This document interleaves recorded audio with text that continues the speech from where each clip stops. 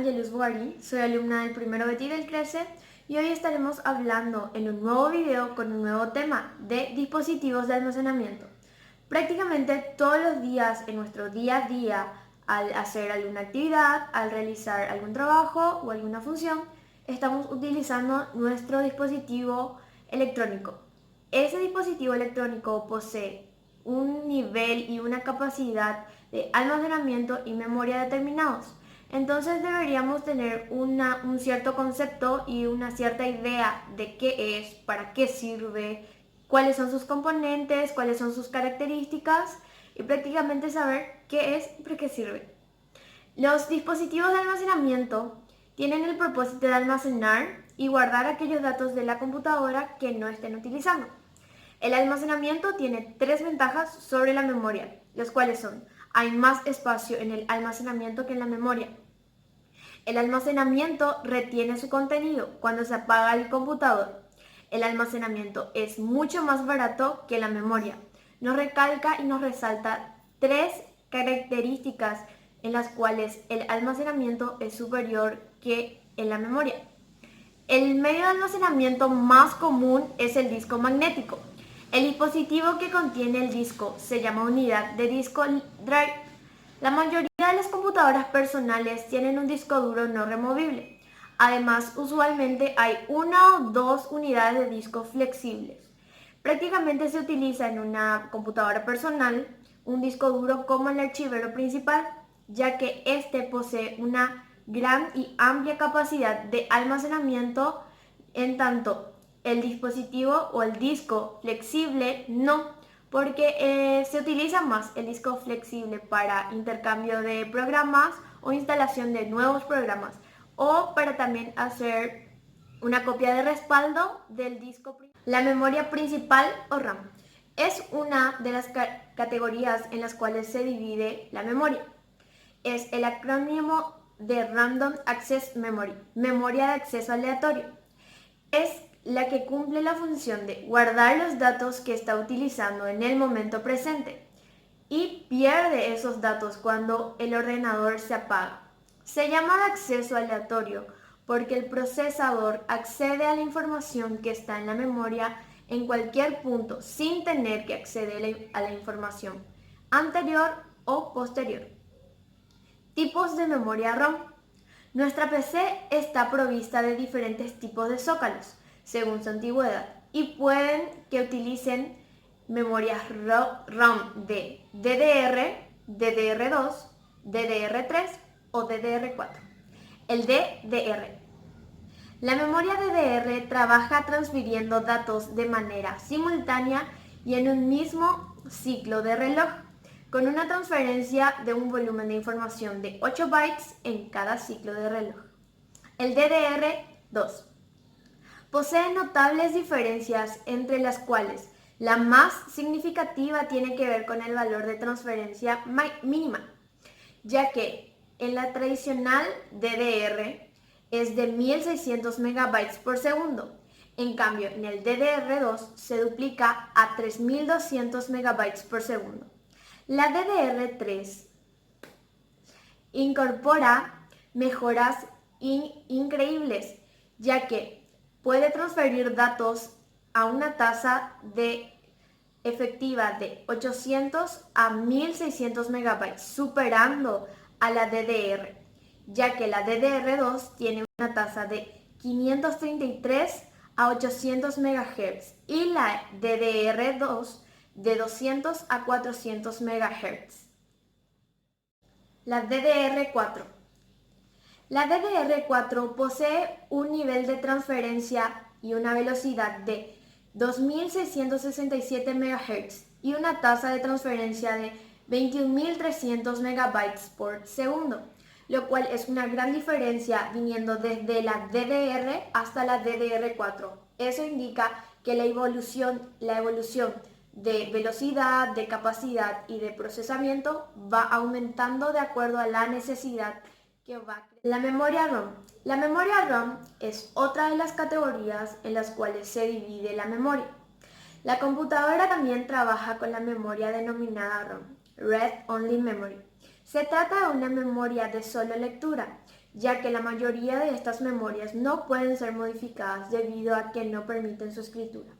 La memoria ROM viene incorporada a la motherboard y es utilizada por la PC para dar inicio a la BIOS, lo cual es un programa que posee instrucciones para guiar a la computadora durante su arranque. ¿Qué es la memoria ROM? Es un chip que en su interior posee y almacena información necesaria para poder arrancar un dispositivo electrónico, ya sea un computador o un smartphone. Posee la capacidad de conservar los datos que contiene, aún así sin energía o con energía. En cambio, la memoria ROM, la cual pierde por completo su contenido si es que no es energizada. Hoy en día es posible, gracias a la EEPROM y a la Flash EEPROM, escribir sobre memorias, pero este tipo de memorias es muy complicado porque no está al alcance las herramientas necesarias para el usuario que necesita y debe utilizar para poder realizar esta acción. Porque no es una herramienta que se consigue en cualquier lado, no es una tarea fácil, entonces no es algo muy común que digamos. La memoria EEPROM y Flash pueden ser escritas una y otra vez. ¿Para qué sirve la memoria ROM? La memoria ROM cumple con la importante función de almacenar en su interior el código que se necesita para realizar y arrancar los diferentes módulos que componen a un computador. Los tipos de memoria ROM. Los tipos de memoria ROM han ido evolucionando y han ido creciendo para adaptarse a las nuevas tecnologías. En la actualidad existen tres tipos básicos de memoria ROM, los cuales son el ROM, el PROM, la EEPROM y la EEPROM. La memoria ROM fue la primera en ser desarrollada y fabricada. La información que debe almacenar en ella se graba usando un procedimiento que implica la utilización de una placa de silicona y una máscara. Este tipo de memoria ya no es utilizada y es reemplazada por las memorias que se detallan a continuación.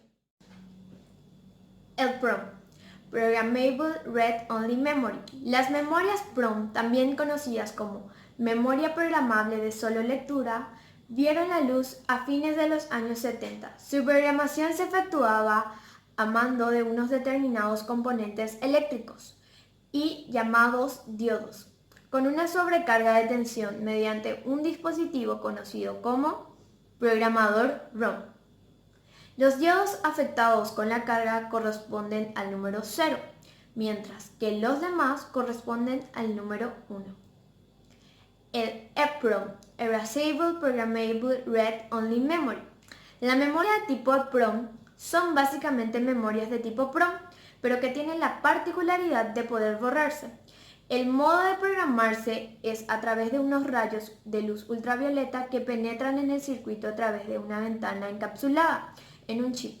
En el momento en el que el chip se somete a la luz ultravioleta, todos los bits se vuelven a su estado número 1. El EEPROM, Electrically Erasable Programmable Read Only Memory. Las memorias EEPROM son memorias que, al igual que la PROM, borrables. Sin embargo, este procedimiento en las memorias EEPROM es más sencillo, ya que puede realizarse mediante una determinada corriente eléctrica. La memoria caché. Otro tipo de memoria es la denominada SRAM, más conocida como la memoria caché. Lo que realiza la memoria caché es guardar las ubicaciones que ocupan los programas que han sido ejecutados, para que cuando vuelvan a ser iniciados el acceso sea más rápido y más efectivo. Existen tres tipos de caché diferentes. El Layer 1, que se encuentra en el interior del procesador y funciona a la misma velocidad que este, y en el cual se guardan las instrucciones y datos. El Layer 2, que suele ser de dos tipos, interno y externo. El primero se encuentra dentro de la motherboard, mientras que el segundo se halla en el procesador de manera externa, lo que lo hace más lento que el caché Layer 1. El Layer 3, que solo vienen incorporados en algunos microprocesadores más avanzados, lo que resulta en una mayor velocidad de procesamiento.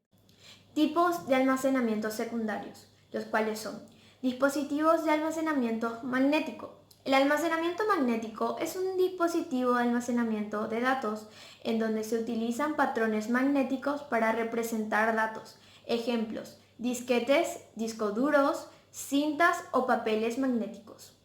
Funcionamiento básico del almacenamiento magnético.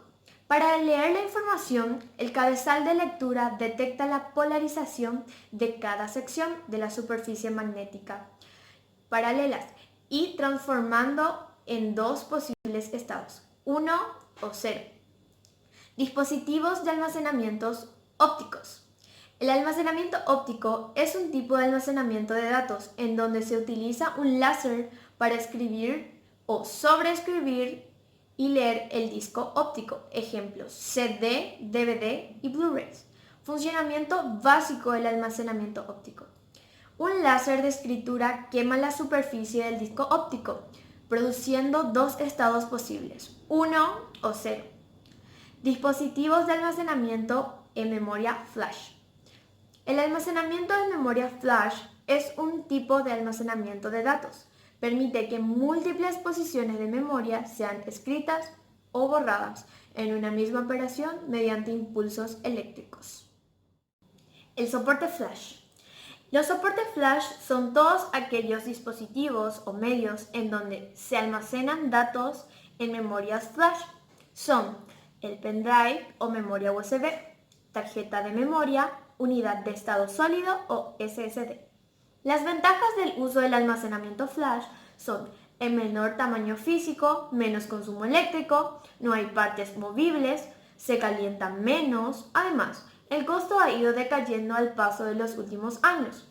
En la actualidad, prácticamente, estos han sido reemplazados con dispositivos que emplean chip flash en lugar de los tradicionales discos duros, disquetes magnéticos o cintas magnéticas.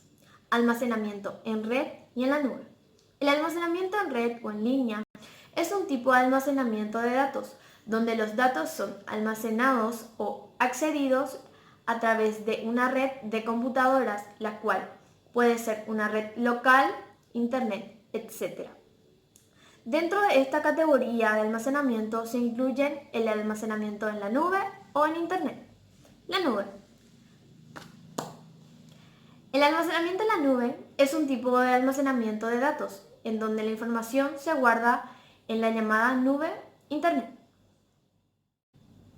El funcionamiento básico del almacenamiento en la nube. El usuario contrata el servicio de almacenamiento para luego poder guardar, eliminar o acceder a sus archivos, empleando diferentes métodos disponibles por el servicio.